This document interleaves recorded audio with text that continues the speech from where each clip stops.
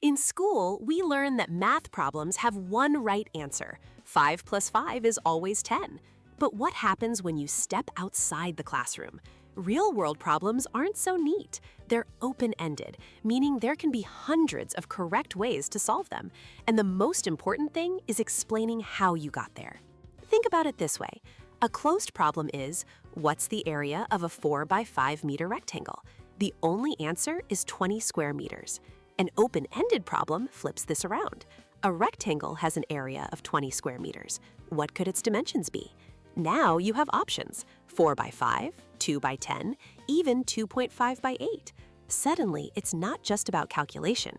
It's about understanding the relationship between numbers. This is where creativity enters math. Imagine you have 100 meters of fencing to build a zoo enclosure. What shape do you make? You could build a 25 by 25 meter square. Your justification? A square provides the largest possible area, great for grazing animals. Or you could build a long, thin 49 by 1 meter rectangle. Why? It's perfect for a cheetah that needs a straight line to run at top speed. Both answers are correct because they use 100 meters of fence. But the justification, the why behind your choice, is what truly shows your thinking. This is the key to these problems. It's not just about finding an answer, but explaining why your answer is a good one.